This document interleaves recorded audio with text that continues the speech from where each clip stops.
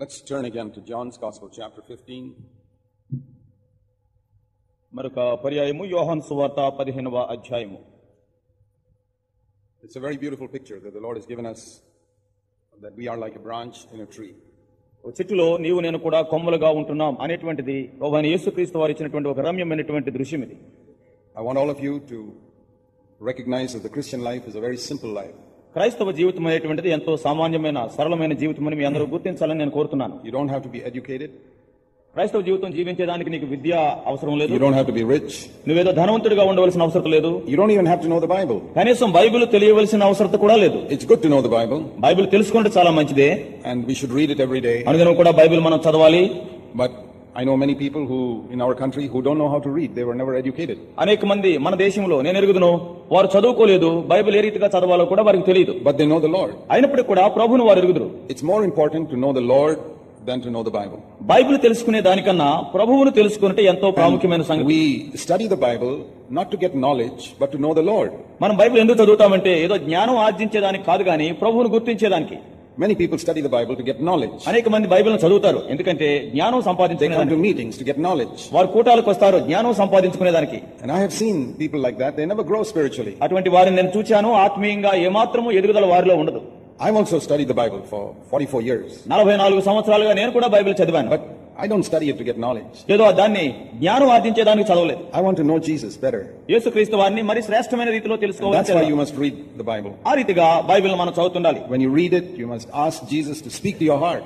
దేవుని యొక్క వాక్యాన్ని మనం చదివినప్పుడు ప్రభువా నా హృదయంతో మాట్లాడు అని అడుక్కుంటూ And చదవాలి. like that, you can get to know the Lord Jesus better. ఆ రీతిగా చేయడం ద్వారా ప్రభువైన యేసుక్రీస్తు వారి గురించి ఎక్కువగా ఎరగగలం. If you read 2 pages of the Bible and the Lord doesn't speak to your heart, that's no use. ఒకవేళ నువ్వు బైబిల్లో 2 పేజీలు చదివేసిన తర్వాత ప్రభు నీతో మాట్లాడకపోతే అది ఉపయోగం లేదు చదువు. If you read 1 verse and the Lord speaks to you through it, that's much better. ఒకవేళ ఒక వచనమే నువ్వు చదవావనుకో ఆ వచనం ద్వారా ప్రభు నీతో మాట్లాడితే అది శ్రేష్టమైనటువంటి పఠనం. The Bible says the blessing is not by reading the Bible but meditating on it. బైబిల్లో రాయబడింది బైబిల్ చదువుట ద్వారా కాదు గానీ దానిని ధ్యానించడం ద్వారా మనకు ఆశీర్వాదాలు లభిస్తాయి. You read in Psalm 1 that the man who meditates on the law of the Lord is blessed. కీర్తనల గ్రంథము 1వ అధ్యాయంలో మనం చదువుతాం దేవుని యొక్క వాక్యమును ధ్యానించువాడు ధన్యుడు.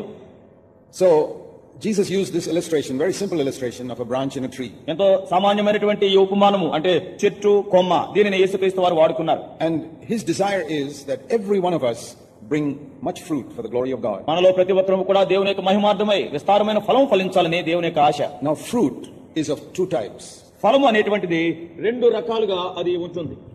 One is fruit in our life మొట్టమొదటిది మన యొక్క జీవితంలో ఫలించే ఫలము. and the other is fruit in our ministry. రెండవదిగా చూస్తే మన యొక్క పరిచర్య ద్వారా వచ్చే ఫలము. Now we may think that ministry is only for full-time workers or preachers. చాలాసార్లు అనుకుంటూ ఉంటాం కదా ఈ పరిచర్య చేయటం అంటే సంపూర్ణ సేవకులకి లేదా క్రైస్తవ పని వారికి మాత్రమే అని అనుకుంటాం. No, ఆ రీతిగా కాదు. everybody has a ministry. ప్రతి వారికి పరిచర్య ఉంది. The Bible says బైబిల్లో ఉంది కదా that Jesus Christ is the head of the body, which is the church. ప్రభువైన యేసుక్రీస్తు వారు సంఘము శరీరముగా ఉంటే దానికి ఆయన శిరస్సుగా ఉన్నాడు. That is another very simple illustration. అది కూడా చాలా సామాన్యమైనటువంటి ఉదాహరణ. Jesus did not use complicated illustration. యేసుక్రీస్తు వారు ఏదో క్లిష్టమైనటువంటి ఉదాహరణలు వాడలేదు. We all know how the head is connected to the body. మనందరికీ తెలుసు మన యొక్క శిరస్సు తల శరీరానికి ఏ రీతిగా అతుకబడిందో. You may not know this, but it is true that every part of your body is controlled by your brain. బహుశా ఇది మీకు తెలిసినా తెలియకపోయినప్పటికీ కూడా మన శరీరంలో ప్రతి అవయవం కూడా మన యొక్క మెదడు యొక్క అధీనంలో ఉండి పనిచేస్తుంది. When you lift your hand, it's because your brain commands the hand to be lifted. మీరు మీ చెయ్యి రీతిగా పైకి ఎత్తుతున్నారంటే ఇక్కడ మన మెదడు దానికి ఆజ్ఞిస్తున్నది ఓ చెయ్యి నువ్వు పైకి లే అని. If a mosquito bites you on one hand and the other hand knocks it off, ఒకవేళ ఏదైనా ఒక దోమ వచ్చి మీ ఒక చేతిని కుడుతూ ఉంటే రెండో చేయి వచ్చి దానికి 2 దగలు ఇస్తుంది. how long does it take for you to do it? ఈ రెండో చేతి కొట్టేదానికి ఎంత సమయం పడుతుంది? It's so quick. వెంటనే. But in that short time something has happened. ఈ కొద్దిపాటి క్షణకాలంలో ఏదో జరిగింది. One mosquito has bitten here. ఒక దోమకుడు కుట్టింది. And one signal has gone to the brain. Hey, there's a little pain in your left hand. కొట్టక్కర్లేదు వాళ్ళగానే వెళ్ళిపోతుంది signal. And so the brain sends a signal to the right hand, knock it off. వెంటనే మెదడు signal పంపిస్తుంది లే ఇక దాన్ని కొట్టు చంపు తిను అని. And it all happens so quickly. ఇదంతా కూడా వెంటనే అవుద్ది. But it all goes through the brain. ఇదంతా కూడా మెదడు ద్వారా జరిగేది. So Jesus Christ is like the brain of the church. యేసుక్రీస్తు వారు సంఘానికి ఆ మెదడు లాంటివాడు. And he wants to control everybody. ప్రతి వారిని కూడా ఆయన తన అధీనంలో ఉంచుకోవాలని ఆశిస్తాడు. It's a very beautiful picture. చక్కటి దృశ్యం ఇది. All of us are like different members of the body of Jesus Christ. మనలో ప్రతి ఒక్కరం కూడా ప్రభువైన యేసుక్రీస్తు వారి యొక్క శరీరంలో రకరకాల అవయవాలు ఉంటున్నాం. And is there any part of your body which is not important? చూడండి మన యొక్క శరీరంలో చూస్తే ఇది ప్రాముఖ్యం కాదు అని చెప్పే అవయవం ఏదైనా ఉందా? No. ఏది లేదు. Is there any part of your body which you say it's useless, let me cut it off? ఈ అవయవం అంతా ఉపయోగంగా లేదు, ఇవాళ దీన్ని నరికి అవతల పడేస్తానని అవయవం ఏదైనా ఉందా? Is there any part of your body you want to cut off? ఎవరైనా గానీ మా శరీరంలో మరి ఇది అక్కర్లేదండి తీసి పడేస్తాం సాయంత్రం అంటారా ఎవరైనా? You know, there are some parts which we use more than others. కొన్ని భాగాలు ఉన్నాయి వేరే భాగాల కన్నా ఎక్కువ వాడుతూ ఉంటాం. See, we use our eyes much more than we use almost any other part of the body. వేరే ఏ అవయవాన్ని వాడేదానికన్నా ఎక్కువగా మన కళ్ళను వాడుతుంటాం. We use our ears almost all the time when we are awake. మన యొక్క చెవులు మెలకువగా ఉన్నంతసేపు తరచుగా చెవులు వాడుతుంటాం. We use our feet a lot. మన యొక్క పాదాలు ఎంతగానో వాడుతుంటాం. And if you're a talkative type of person, then you use your tongue also a lot. ఒకవేళ నువ్వు ఇక ఎక్కువగా మాట్లాడే వ్యక్తివైతే నాలుక విపరీతంగా కదులుతుంటుంది. There are some people who use the tongue almost the whole day. కొంతమంది ఉన్నారు నాలుక అదుపు ఆజ్ఞ ఉండదు, దానికి ఇష్టం ఉండదు. They're always talking something. ఎప్పుడు ఊగుతూ ఏదో మాట్లాడుతుంటుంది. It's not a good habit. అలా మాట్లాడటం మంచిది కాదు. Because sometimes we should be silent to listen to what God is saying to us. కొన్ని సార్లు మనం మౌనంగా ఉండాలి, ప్రభు మనకి ఏం చెప్తున్నాడో వినాలా. But some parts of the body we use more than others. శరీరంలో కొన్ని అవయవాలు ఉన్నాయి, వేరే అవయవాల కన్నా ఎక్కువగా వాడుతుంటాం. And some parts are visible. కొన్ని భాగాలు బయటికి కనపడతాయి. And so also in the body of Jesus Christ. అదే రీతిగా ప్రభువైన యేసుక్రీస్తు వారి యొక్క దేహంలో కూడా There are some parts of the body of Christ that everybody can see more. ప్రభువైన యేసుక్రీస్తు వారి యొక్క దేహంలో కొన్ని అవయవాలు ఉన్నాయి, ఎక్కువగా కనబడుతూ ఉంటారు. Like those who stand in a platform like me. ఉదాహరణకి నాలాగా ఇలా నిలబడే వ్యక్తులు. But that does not mean that I am more important than you. అంటే దాని భావం ఏంటంటే మీ అందరికన్నా నేను ఏదో గొప్పవాడిని ప్రాముఖ్యుడని కాదు. It only means that I've got a different ministry and you've got a different ministry. దాని భావం ఏంటంటే నా పని వేరు నీ పని వేరు అంతే. For example, you may be a mother. ఉదాహరణకి నువ్వు తల్లి అనుకోండి. I can never be a mother, however much I may try. నేను ఎంత ప్రయత్నించి ఎంత చేసినా కానీ నేనైతే తల్లిని కాలేను. That only your sisters can be. సహోదరులకు మాత్రమే ఆధిక్యత. And if you got children, to bring up those children in the fear of God is as important a ministry as what I am doing standing here and preaching. చూడండి, ఒకవేళ మీకు పిల్లలు ఉన్నారు, వాళ్ళని దేవుని యొక్క జ్ఞానంలో భయంలో పెంపార చేయడం అనేటువంటిది నేను ఇక్కడ నిలబడి చేసే పరిచర్య కన్నా మీరు చేసే పరిచర్య ప్రాముఖ్యమైంది. I say this because some people think only those who stand up and preach, that is the only important ministry in the body of Christ. ఎందుకు ఈ మాట చెప్తున్నానంటే కొంతమంది ఏమనుకుంటారంటే ఇక్కడ నిలబడి బోధించే వారి పరిచర్యే క్రీస్తు వారి దేహంలో ప్రాముఖ్యమైన పరిచర్య అనుకుంటారు. There are some of you who pray. మీలో కొంతమంది ఉన్నారు ప్రార్థిస్తూ ఉంటారు. Nobody sees you. మిమ్మల్ని ఎవరు చూడరు. I know that for me there are many people who pray for me in many parts of the world. ప్రత్యేకంగా నా మాటకు వస్తే ప్రపంచంలో పలు ప్రాంతాల్లో నా గురించి ప్రార్థించేవారు ఎంతమంది ఉన్నారు. That is so that God will give me the words to bless other people wherever I go. తద్వారా నేను ఎక్కడికి వెళ్ళినప్పుడు కూడా ఆ ప్రజలు ఆశీర్వదించబడాలని దేవుడు నాకు వాక్యం ఇవ్వాలని ప్రార్థిస్తాను. So because those people pray, God gives me the words to speak to you. వారు ప్రార్థించడం ద్వారా మీతో మాట్లాడేదాన్ని దేవుడు నాకు 4 మాటలు ఇస్తాడు. If all those people stop praying for me, then it will be very difficult for me to have the words to give to you. ఒకవేళ ఆ ప్రజలందరూ కూడా ప్రార్థించడం మానేస్తే మీకు వాక్యం అందించడం నాకు బహు కష్టమైపోతుంది. Now you don't know who those people are who are praying. బహుశా ఎవరు ప్రార్థిస్తున్నారు అనేది మీకు తెలియకపోవచ్చు. But those people are blessing you by their prayer somewhere else in the world. ప్రపంచంలో ఏదో మూల నుండి వారి ప్రార్థనల ద్వారా వారు మీకు ఆశీర్వాదాలు ఇస్తున్నారు. How are they blessing you? ఏ రీతిగా వారు Because they are praying for me that God will give me the words to give you. ఎందుచేతనంటే వారు నా గురించి ప్రార్థిస్తున్నారు, మీకు వాక్యం అందించేదానికి తగిన మాటలు దేవుడు నాకు ఇవ్వాలని. We can say that those people are like the heart that's pumping the blood. ఆ రీతిగా ప్రార్థించేవారు ఎటువంటి వారంటే మన యొక్క గుండె లాంటి వారు, ఎప్పుడు కూడా అది రక్తాన్ని ప్రసరింపజేస్తుంటుంది అన్ని అవయవాలకి. See, inside, if you keep your heart on your chest, you can see that heart, you can feel that heart pumping all the time. చూడండి, ఒకసారి మీ గుండె మీద చేయి చూసుకుంటే లోపల ఎప్పుడు కూడా లబ్ డబ్ అని చెప్పేసి ఎప్పుడు పంపు కొడుతుంటుంది లోపల. And what is it doing? ఏం చేస్తుంది? It's pumping the blood. ఆ రక్తాన్ని అది పంపిస్తుంది. So that this tongue can speak. తద్వారా ఈ నాలుక మాట్లాడాలి. You know, when this heart stops, ఒకవేళ గుండె కాసేపు విశ్రాంతి తీసుకుంటానంటే what happens? ఏమవుద్ది? Man is dead. ఇంకంతే, సమాధి. So when people stop praying, ప్రజలు ప్రార్థించడం మానివేస్తే what will happen to the church? సంఘానికి ఏమవుతుంది? ఏమవుద్ది? It will be dead. అది మృతమైన సంఘం అయిపోతుంది. But nobody sees the heart. ఎవరు కూడా గుండెను చూడలేరు, బయట కనబడదు. Have you ever seen your heart? నీ హృదయాన్ని ఎప్పుడన్నా చూసావా? లేదు. It's quietly hidden, doing a fantastic ministry without sleeping. అది మౌనంగా లోపల దాగుండి నిద్రపోకుండా ఆగకుండా అద్భుతమైన పని చేస్తుంది. Even our eyes need sleep, but the heart is always pumping. కనీసం మనకు కళ్ళు కన్నా విశ్రాంతి కావాలి, అయితే గుండె ఎప్పుడూ ఆగదు. What a useful member the heart is. గుండె ఎంత ఉపయోగకరమైన అవయవం, but nobody sees it. అయితే ఎవరు దాన్ని చూడరు. There are some people like that in the body of Christ. ప్రభువైన యేసుక్రీస్తు వారి యొక్క దేహంలో కొంతమంది అలా ఉన్నారు. They never stand on a platform. వారు ఎప్పుడు కూడా ఒక వేదిక మీద నిలబడరు. They are hidden. వారు దాచబడి ఉంటారు. There could be perhaps a number of people like that here. బహుశా ఇక్కడ కూర్చున్న వారు అనేక మంది అటువంటి వారు అయి ఉండొచ్చు. You pray for God's servants. దేవుని సేవకుల నిమిత్తం మీరు ప్రార్థిస్తున్నారు. And you're like the heart. మీరు గుండె వంటి వారు.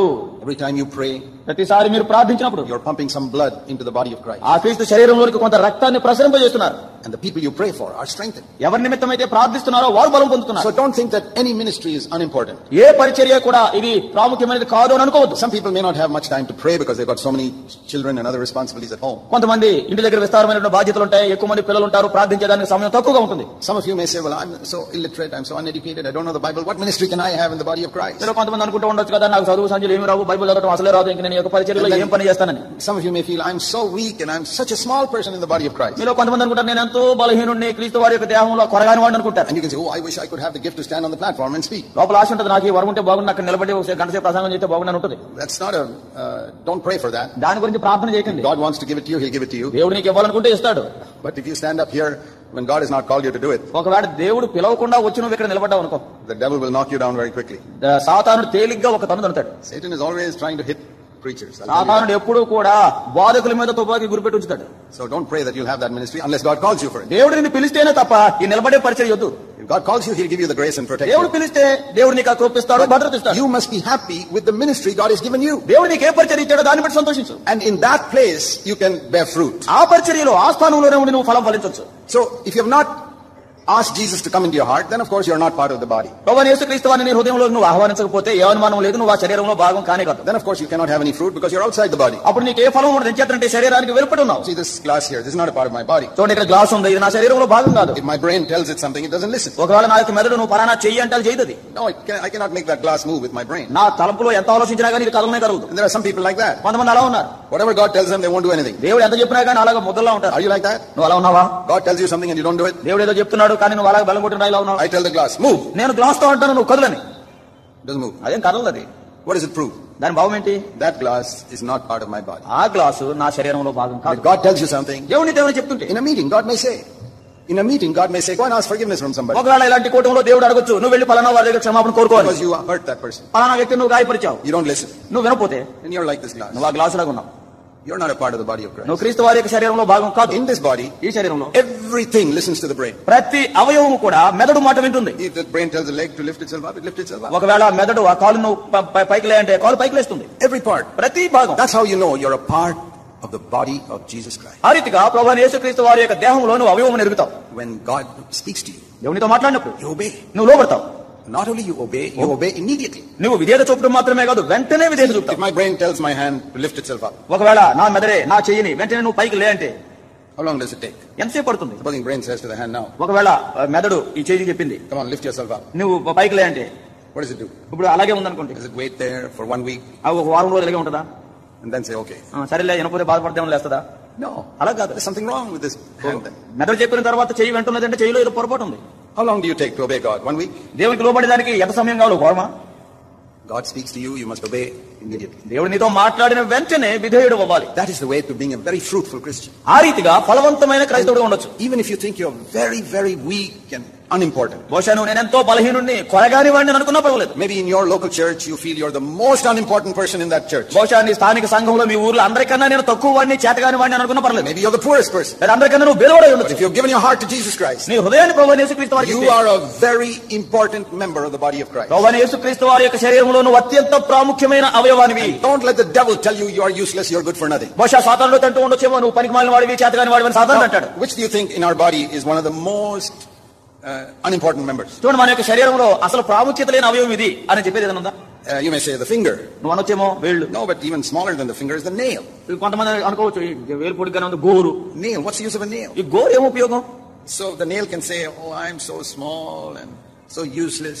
గోరు అంటూ ఉండదు కదా, నాకు చాలా చిన్నదాన్ని, అసలు నిరుపయోగం, ఎవరు కనబడటం లేదు నేను. But if you want to scratch yourself here, only a nail can do that. ఒకవేళ ఎక్కడన్నా దొరద వచ్చిందంటే గోర్లు చాలా ప్రాముఖ్యం. Your eyes and your ears can't scratch you here. కళ్ళు చెవులు గోకలేవు, గోకుడికి Even గోర్లు. your tongue can't scratch you నీ యొక్క నాలుగు ఇంత పొడికి సాగదీసి గోకలేవు. See how important these nails are? చూడండి, గోర్లు కూడా ఎంతో ప్రాముఖ్యం. So even if you are a very, very unimportant person in the church, బహుశా సంఘంలో నువ్వు ఏమాత్రం కూడా కొరగాని వాడివైనా సరే you can scratch somebody. నువ్వు ఎవరినైనా గోకొచ్చు. What does that mean? దాని భావం ఏంటి? That means somebody is very discouraged and you can go and give him a word of encouragement. That's what I mean. ఎవరైనా నిరుత్సాహంలో ఉండొచ్చు, ఆ వ్యక్తిని కొంచెం ఉత్సాహపరచవచ్చు, మేల్కొల్పొచ్చు. You see somebody in the church sitting with a long face. చూడండి, కొంతమంది కూటానికి వస్తారు, పొడవాటి మొక్కలు వేసుకుని దిగాలుగా కూర్చుంటారు. And you go and share some verses. ఇల్లు వాక్యం చెప్పు, గోకు గట్టిగా. That is scratching him. గోకు. And he'll be very happy. చాలా సంతోషిస్తాడు. You don't have to preach in the pulpit. ఇక్కడ నిలబడి బోధ చేయక్కర్లేదు. Just go and scratch somebody. వీళ్ళు పక్కనే గట్టిగా గోకదు. And he gets encouraged. దానికి ఎంతో ప్రోత్సాహం వస్తుంది. I hope you understand what I mean. నేనేం చెప్తున్నానో మీకు అర్థమవుతుంది I'm అనుకుంటున్నా. not telling you to actually scratch somebody. అంటే మీరు వెంటనే గోకమన్నారు కదా అని చెప్పి తోలుడిలా గోకండి. What I mean is spiritually. ఆత్మీయంగా Give a word of encouragement to that person. ప్రోత్సాహకరమైన ఒక మాట చెప్పండి. Oh, what a need there is to encourage. చూడండి, ఒకరినొకరు ప్రోత్సహించుకునే పరిచర్యలో ఎంతో అక్కడ ఉంది. See, I'll tell you one of the people we never encourage. చూడండి, ఒక రకమైన ప్రజలు ఎప్పుడు వారిని ప్రోత్సహించమా. And that is our children. ప్రాముఖ్యంగా మన పిల్లల్ని. Very few parents encourage their children. చాలా తక్కువ మంది తల్లిదండ్రులు తమ పిల్లల్ని ప్రోత్సహిస్తుంటారు. If they do one thing wrong, we shout at them. ఒకవేళ ఏదైనా పొరపాటు చేస్తే వారి మీద విపరీతంగా కేకలు వేస్తారు. And some parents may shout at their children 10 times in a day. చూడండి, కొంతమంది ఉన్నారు తల్లిదండ్రులు పిల్లలు కనబడితే చాలు రోజు 10 సార్లు because they are doing something wrong. ఇంకా ఏదో పొరపాటు చేస్తున్నారు. Or they are doing the same thing wrong for 100 times. లేకపోతే 100 సార్లు అదే పొరపాటు చేశారు. And we all get irritated with our children when they do the same thing wrong. అదే పొరపాటు పదే పదే పిల్లలు చేస్తుంటే మనం ఎంతో విసుగుపోతుంటాం. And then we correct them, we punish them. వారిని సరి చేయాలని వారిని శిక్షిస్తుంటాం. Okay, we have to punish and correct our children. ఎవరు మనం లేదు పిల్లల్ని సరి చేయాలి, శిక్షించాలి. But ask yourself this question. అయితే నేను ఈ ప్రశ్న వేసుకో. Have you ever said a word of appreciation to your children? నీ పిల్లల పక్షంగా ఎప్పుడైనా బాగా చేశావు ఇది అని ఎప్పుడైనా మెచ్చుకున్నావా? When they did something good. వారు ఏదైనా మంచి చేసినప్పుడు. Have you ever said, "Oh, that was a good thing you did, my son"? నా కుమారుడా చాలా మంచి పని చేశావురా అని ఎప్పుడన్నా అన్నావా? No, sometimes we don't say it. కొన్నిసార్లు అలాగాను. They do something good. ఏదో మంచి చేస్తారు. And we say, okay. చేసావులే అంటాం. We don't encourage them. వాళ్ళని ప్రోత్సహించాం. We must start doing that. ఆ రీతిగా ప్రోత్సహించాలి. You know, your children will become much better children if you start appreciating some of the good things they do. మీ పిల్లలు ఏదైనా మంచి పని చేసినప్పుడు వారిని మెచ్చుకుంటే వారిని ఇంకా శ్రేష్టమైన పిల్లలుగా మీరు మార్చగలరు. Even if there are many mistakes in them. ఒకవేళ వారిలో ఎన్నో పొరపాట్లు ఉండొచ్చేమో. I can give you a little bit of homework to do. మీరు ఇంటి పని కొంత ఇస్తాను మీకు. You know, like in a class, the teacher gives some homework. చూడండి, క్లాసుల్లో పిల్లలకి హోంవర్క్ ఇస్తుంటారు అలాగా. I'll give you some homework. మీకు కూడా హోంవర్క్ ఇస్తాను. Very easy homework and very good homework. చాలా తేలిక, మంచిది, అందరూ పాస్ అవ్వచ్చు. When you get time, you must read Revelation chapter 2 and chapter 3. మీకు ఖాళీ సమయం ఉన్నప్పుడు ప్రకటన 2వ అధ్యాయము 3వ అధ్యాయం చదవండి. It's only about 2.5 pages. తీరా చూస్తే 2-3 పుటల్లో ఉంటుంది. That's all. It's very easy. చాలా తేలిక. You can read it in 15 minutes. పావు గంటలో చదివేయచ్చు. You can read it tonight, you can read it tomorrow morning. ఈ రాత్రి చదవచ్చు, రేపు చదవచ్చు. And there you read Jesus speaking to 7 churches. అక్కడ చూస్తే యేసుక్రీస్తు వారు 7 సంఘాలతో మాట్లాడుతున్నాడు. Only 2 of those churches are good. అందులో 2 సంఘాలే మంచి సంఘాలు. The 5 churches are, some of them are very bad. మిగిలిన 5 సంఘాల్లో కొన్ని చాలా పాడైన పరిస్థితిలో ఉన్నాయి. What should you learn from that? వారి నుంచి ఏం నేర్చుకోగలరు? You think of it like you have got 7 children and 2 of them are good and 5 of them are bad. వాటి గురించి మీరు ఆలోచించండి. మీకు 7 పిల్లలు ఉన్నారు, 2 మంచివాళ్ళు, 5 అంత మంచివాళ్ళు కాదు. And how will you speak to them? ఏ రీతిగా వారితో మాట్లాడతారు? Okay, the good children, we know how you'll speak to them. You'll say, "I'm very happy that you are doing some good మంచి things." పిల్లలతో మనం చక్కగా మనం మాట్లాడుతూ ఉంటాం, బాగా చదువుతున్నాం, మంచివాడు వేరని. How will you speak to the bad children? అయితే ఈ తప్పు చేసేటువంటి పిల్లల విషయంలో ఏంటి? See, all of us have got children who do so many wrong things. మనలో ప్రతి ఒక్కరికి పిల్లలు ఉన్నారు, వారు ఎన్నో పొరపాట్లు చేస్తుంటారు. And there you can learn something from Revelation chapter 2 and chapter 3. ప్రకటన 2-3 అధ్యాయాల నుంచి ఒక పాఠం మనం నేర్చుకోవచ్చు. You can see how Jesus treats bad children. యేసుక్రీస్తు వారు ఈ చెడ్డ పిల్లల్ని ఏ రీతిగా వారిని చూసుకున్నాడో, How he speaks to these 5 churches which are bad. ఏ రీతిగా ఈ చెడు స్థితిలో ఉండేటువంటి 5 సంఘాలతో ఆయన మాట్లాడాడో And చూడండి. how he speaks to the 5 elders in those churches who are bad. చూడండి, అక్కడ ఉండేటువంటి 5 సంఘాల్లో ఉండేటువంటి 5 పెద్దలు వారు చెడు స్థితిలో ఉన్నారు, వారితో ఏ రీతిగా మాట్లాడాడో చూడండి. When you do your homework, నీ ఇంటి పని వారిగా చేస్తే, when you read those chapters, ఆ అధ్యాయాలను చదివితే I want you to notice one thing. ఒక సంగతి నువ్వు గుర్తించగలవు. Before he tells these bad church elders what is wrong with them, he first appreciates the good things in them. ఈ 5 పెద్దలు వారు చేసినటువంటి చెడు కార్యాల విషయంలో మందలించేదానికి ముందుగా వారు చేసిన మంచి విషయాలను బట్టి మెచ్చుకున్నాడు. Even to the bad elders, అక్కడ చెడ్డ పెద్దలు వాళ్ళు he says, అంటాడు, "There are some good things in you. నీలో కొన్ని మంచి పనులు ఉన్నాయి, And I know that. నాకు తెలుసు. And I appreciate your work and your labor. నీ యొక్క ప్రయాస, నీ పని నేను And how you are మెచ్చుకున్నాను. faithful to keep the doctrine. నువ్వు ఆ బోధన కాపాడుకున్నావు, And నమ్మకస్తుడివి. how you drive away evil people from the church. సంఘంలోంచి దుష్టులను నువ్వు సహించకుండా And how పారదోలావు. you drive away the false teachers. అంతేగా తప్పుడు బోధకులను బయటకు పంపించేశావు. And you have suffered for my name's sake. I really appreciate it. నా నామం నిమిత్తం నువ్వు బాధనుందావు, దాన్ని మెచ్చుకుంటున్నాను. But I've got something against you. అయితే నీ మీద ఒక నేరం మోపాల్సి ఉంది. You have left your first love for నీ me. మొదటి ప్రేమను విడిచిపెట్టావు. See how he corrects that elder? చూడండి, అక్కడ ఆ పెద్ద నీ రీతిగా సరి చేస్తున్నాడు. Now, how many of us correct our children like that? మనలో ఎంతమంది మన పిల్లల్ని ఆ రీతిగా సరి చేస్తుంటాం? Very few parents correct their children like that. చాలా తక్కువ మంది తల్లిదండ్రులు పిల్లల్ని ఆ రీతిగా సరి చేస్తారు. We see something wrong.